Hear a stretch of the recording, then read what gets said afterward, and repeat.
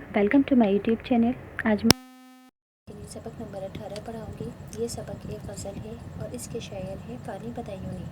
इस वीडियो में मैं आपको एग्ज़ाम से मुतालिक सभी टॉपिक पढ़ाऊँगी जो एग्ज़ाम में आएंगे, पर वीडियो को स्किप मत करना। With question answer, with grammar पढ़ाऊँगी, विद तशरीह। तो जैसा कि आप सभी बच्चे जानते हैं कि एग्ज़ाम में किसी भी चैप्टर के साथ शायर या मुसन्निफ़ का इंट्रो पूछा जा सकता है। तो सबसे पहले इस चैप्टर के मुसन्निफ़ का इंट्रो पढ़ाऊँगी। फ़ानी बदायूनी, इनकी पैदाइश 1879 ईस्वी में, इनका विसाल यानी कि इंतकाल 1941 में हुआ। फ़ानी बदायूनी का नाम शौकत अली ख़ान था। इनकी पैदाइश ज़िला बदायूं के कस्बा इस्लाम नगर में हुई। फ़ानी की इब्तिदाई यानी कि शुरुआती तालीम मकतब मदरसे में हुई। फिर बरेली से इन्होंने बीए और फिर अलीगढ़ से एलएलबी की डिग्री हासिल की और वकालत करने लगे। लेकिन फ़ानी को वकालत से कोई दिलचस्पी न थी, अलबत्ता शायरी का शौक़ इन्हें लड़कपन से ही था और इसी में उन्होंने खूब जौहर दिखलाए। आगे है फ़ानी बदायूनी का शुमार 20वीं सदी के नुमाइंदा गज़ल को शायरों में होता है, यानी कि फ़ानी बदायूनी का शुमार 20वीं सदी के मशहूर गज़ल कहने वालों में होता है।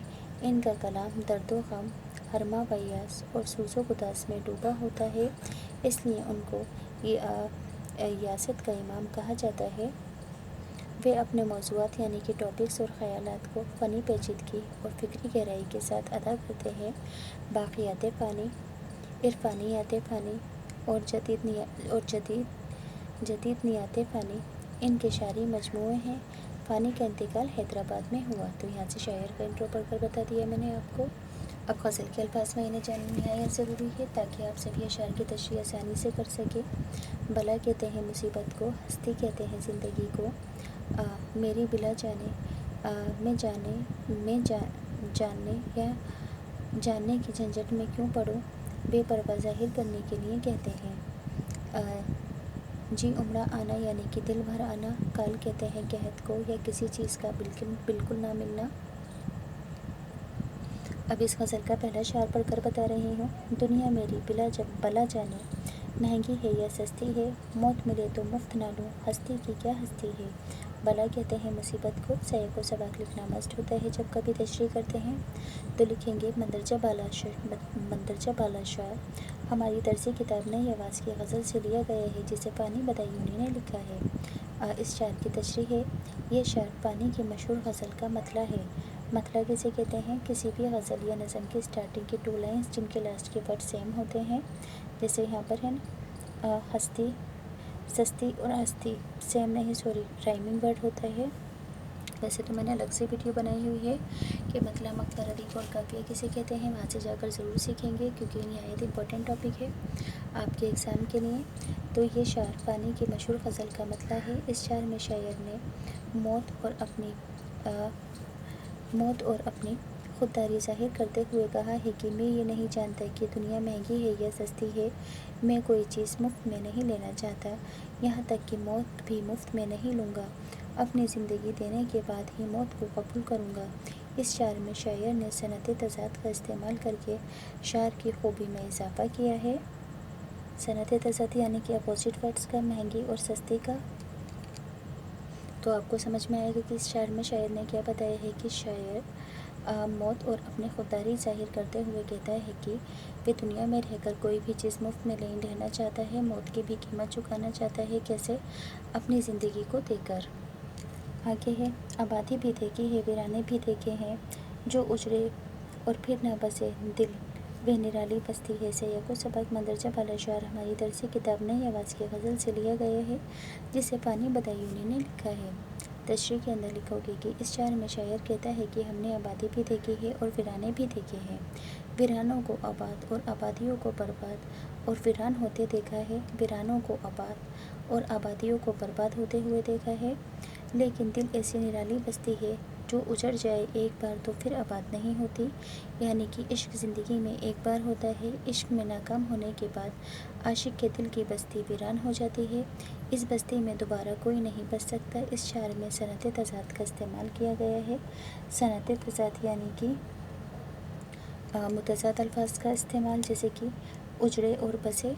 अब इसी तरह से अगला शार है जान शीशे बिक जाती है एक नज़र के बदले में, आगे मर्जी गाहक की है, इन दामों तो सस्ती है।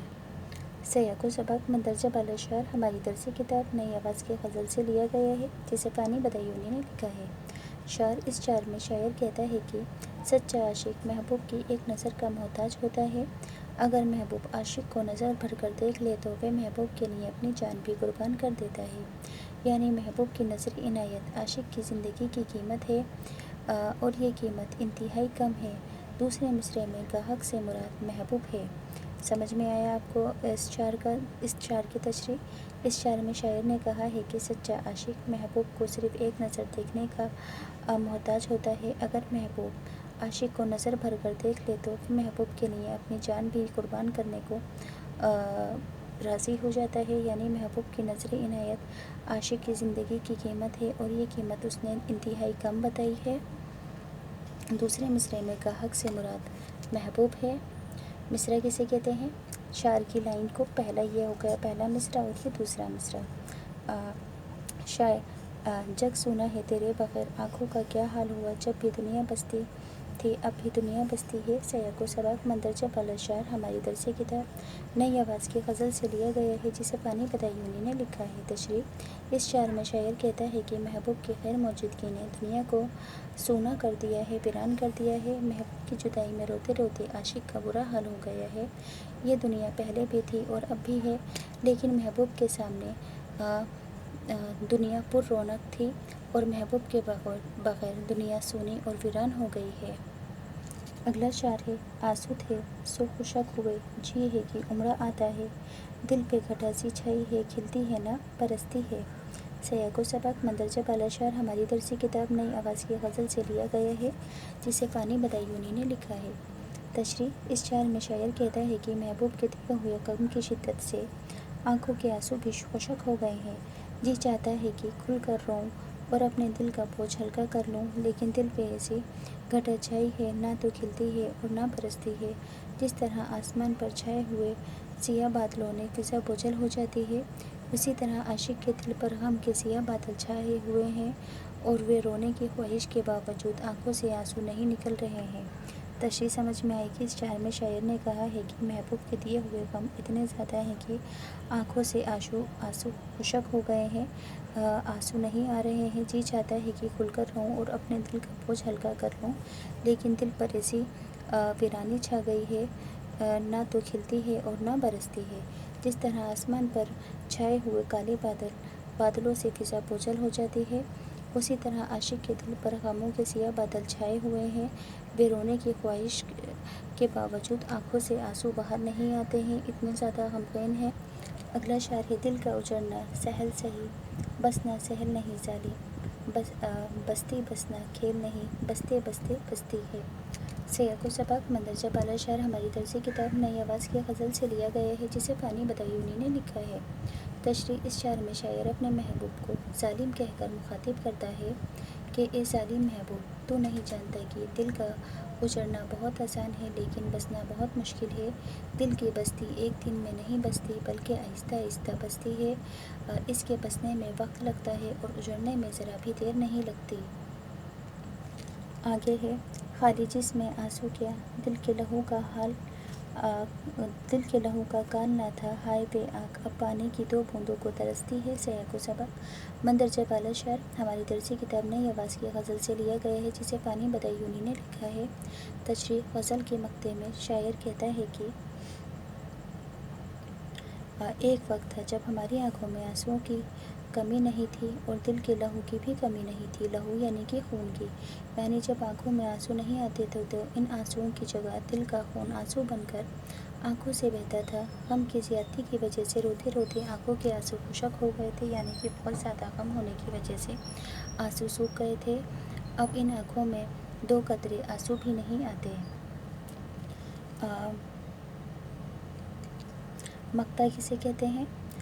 किसी भी गज़ल या नज़म का आखिरी शार जिसमें शायर अपना नाम लिखता है, जैसे कि यहाँ पर लिखा है फ़ानी। टेक्स्ट बुक के क्वेश्चन आंसर। सवाल ए, गज़ल के मतले में शायर क्या कहना चाहता है?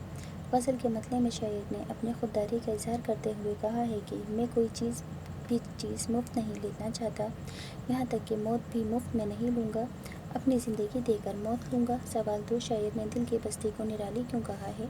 शायर ने दिल की बस्ती को निराली इसलिए कहा है क्योंकि दिल की बस्ती एक बार उजड़ जाए तो फिर आबाद नहीं होती। सवाल 3, ऐसी घटा जो खिलती है ना बरसती है से क्या मुराद है? ऐसी घटा जो खिलती है ना बरसती है से मुराद है कि आशिक के दिल पर गम के सियाह बादल छाए हुए हैं, रोने की ख्वाहिश के बावजूद आँख से आंसू नहीं निकलते। सवाल 4, शायर ने ये क्यों कहा है कि बस्ती बसना खेल नहीं है? जवाब, बस्ती बसना खेल नहीं है। शायर ने ये इसलिए कहा है क्योंकि दिल की बस्ती एक दिन में नहीं बल्कि आहिस्ता आहिस्ता बसती है। इसके बसने में वक्त लगता है, यानी इश्क की दुनिया बसना कोई आसान खेल नहीं है।